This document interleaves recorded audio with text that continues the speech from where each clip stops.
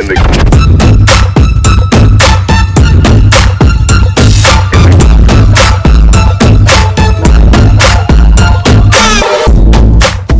sports fans and welcome to this week's sports report.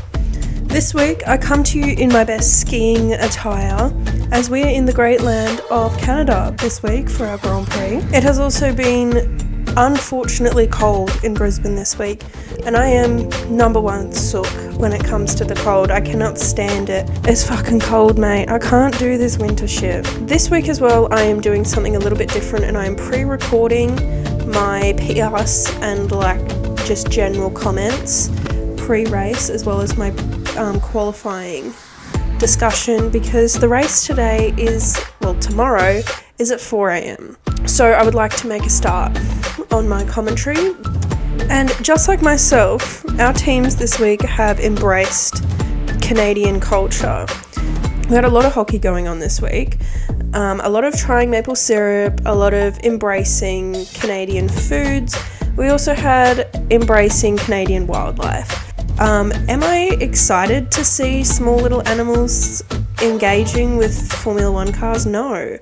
I don't like it when animals get hurt, let alone cute ones. So I'm praying that there are no engagements with groundhogs. So far we haven't had any, so I'm hoping it stays like that. But obviously I heard I hit a groundhog. We're going to do a quick fire round. First of all, we have Sauber being odd, pork pounding kitchen. Next we have Williams playing with their food. We also had Carlos in his bike cult. I feel like I've seen a little bit too much of Carlos on his bike this week. Why the fuck did the F1 account on Instagram post that photo of him? That is atrocious. Next we have Liam driving buggies. This was cool. I liked it. I feel like it was a good use of Red Bull's resources to put him in something like this. We also had Haas celebrating their 200th Grand Prix entry with new race suits. So that was cute. Daniel Ricciardo was also there and he did that.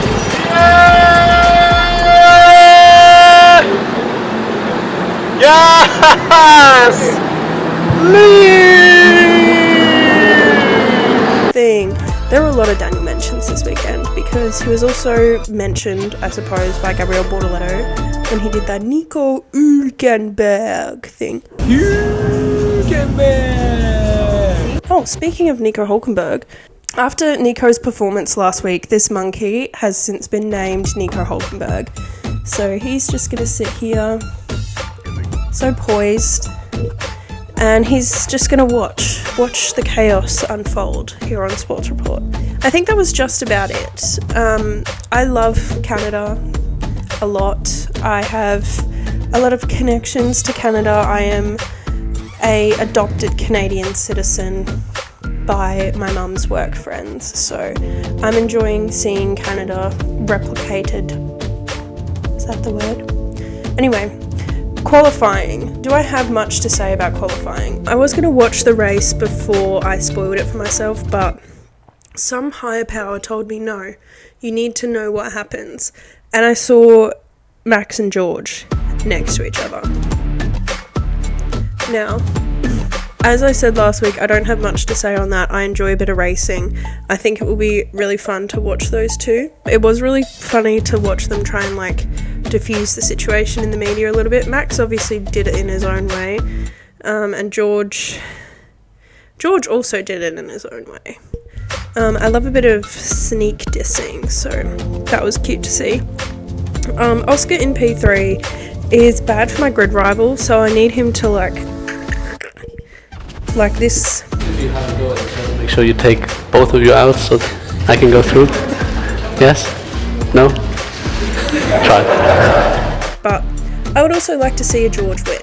I am a bit of a George Russell fan. I think he's funny. Antonelli P4, very good for my grid rival. Maybe could we see an Antonelli podium this weekend? That would be crazy.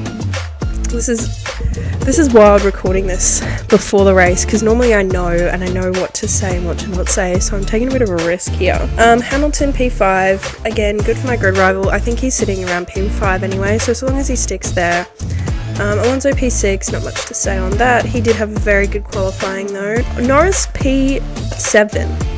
This was interesting. I know McLaren have bought a few upgradey thingies this week, but I think he might have just got unlucky. Like, he was up there at one point, so I think he just didn't quite stick it in Q3, which was a shame. Leclerc, P8. He had a bit of a hissy fit about Isaac, and we know how I feel about anyone saying anything bad about Isaac ever, so I'm not exactly overjoyed. And unfortunately, Charles, that was just how the cookie crumbled for you. Now, when I wrote the list, this was before I'd seen that Isaac had a grid penalty. He was originally in P9, but he has since been dropped to P12. Isaac, we gotta not be a terrorist this week, okay? I had a big crack at Liam last week for being a terrorist, but I think unfortunately this week you took over the terrorist bug. There's something going on at VCarb where one of the drivers just has to be a bit of a terrorist. And you know what? Isaac does no wrong in my eyes. He's never done anything wrong, and he never will do anything wrong, so impede away, my king. Alex Albon, what a qualifying for him. Not only did his car try and strip naked halfway through Q1, he then had an amazing comeback from it. So well done to him for being promoted to P9. Franco Colapinto. He's someone that I've known about, but I've chosen to kind of ignore. I choose to ignore Alpine on a good day, but him being our qualifying Pierre by a fucking long shot and being so high up is good for him. Next, Hulkenberg. Good to see him up there. Well done, Nico. The two Haas's, Behrman, followed by Esteban. Again, love to see a rookie out qualifying their teammate. They had a good press run this week as well. Gabriel Bortoleto following on. He's not in dead last. That's always a good thing. Carlos Sainz, he was my final driver. He's pretty far down, so I'm gonna need him to head back up the top of that list. Lance Stroll, I need you to just stick wherever the fuck is not last, please and thank you. Liam Lawson in P17.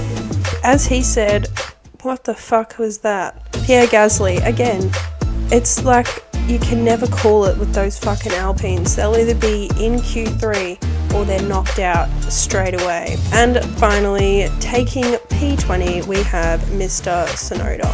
Yuki, do a lap in reverse and take them all out or something. I don't know. That rounds out my pre-race commentary.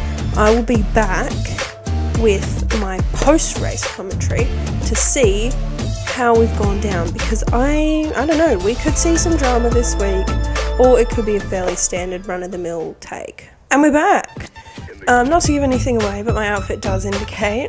Some very exciting news from today's race. Lots of silly billies today. Big takeaway from today's race where we were being a bit silly. We'll start at the beginning, as most things do.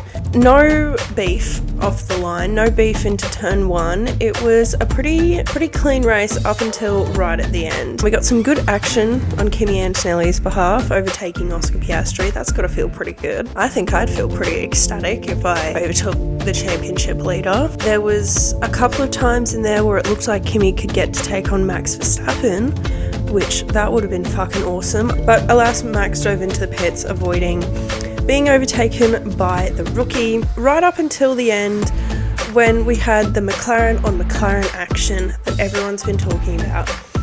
It wasn't as dramatic as everyone thought it was going to be. It was simply a bit of a silly mistake, bit of a silly Billy move on Lando's behalf. Thought he could get through, forgot the wall was there. Then obviously that brought out the safety car and put a halt to a few things, but not a halt to George and Max. They realised they forgot to do the drama that they were telling everyone they were going to do. And George put on the brakes a little bit. It was like, Max tried to overtake me. Mate, come on. Everyone knows that he did not try and overtake you. You've been being silly. We finished George P1, Max P2, and Kimi Antonelli P3. What did I say last night? Kimi Antonelli on the podium. Run me my fucking check, guys. I knew that we were going to see it. I'm so excited. I'm so glad I had this one in reserve. It's giving Mercedes teal. I was a bit disappointed. No Isaac today, but again, that is because he is trying to get Red Bull off his back. Guys, he just had to have a shit race this week so that Christian Horner will start looking elsewhere and stop sniffing around my Isaac Hadjar. Nico Hulkenberg, again, ending P8. Nico, what do you have to say about that? Yeah, quite pleasant. Yeah, it was a pretty clean race. A couple of overtakes to do, fun bit of racing and managing tyres. Crazy work. Thank you so much, Nico Hulkenberg. In other news, Liam Lawson has a 50-place grid penalty for next race. Is he just going to leave his car in Canada and he's got 2 weeks. He might make it there in time if he's 50 places. Okay, I know they've got to do it for naughty, don't do that again. Just say he's starting from the back, guys. It sounds really fucking silly. Or if you're going to make it 50 places, make it 50 places until he makes it up. Back of the grid next time, 10 places for the next one. That's what makes sense to me, but obviously I'm not the fucking FIA, so... The last thing I want to talk about for Canada, in the post-race press conference, Kimi Antonelli was sitting like this. And I did think about doing my post-race recap like this because I think that's really funny. I'll finish Sports Report like this. One thing I forgot to mention, during qualifying, Summer McIntosh was popped up on the screen, and I thought I'd just mention, because swimming is my world, it was the Australian World Trials in Adelaide over this last week, and I thought I'd mention 2 things that I really liked. Number 1, a 16-year-old qualified in, I think it was 100 breaststroke. It was close, she lurched at that last section and just made it. And this little girl was crying, it was so cute. What did you make of that swim tonight? Oh, that was awful. I thought we'll add that into Sports Report this week because you rarely get to talk about swimming. It's a very, very quiet sport, unlike this one. But alright, that is Sports Report for this week. I hope you enjoyed. Thank you for listening to Sports Report. Tune in next time for whatever I feel like talking about next.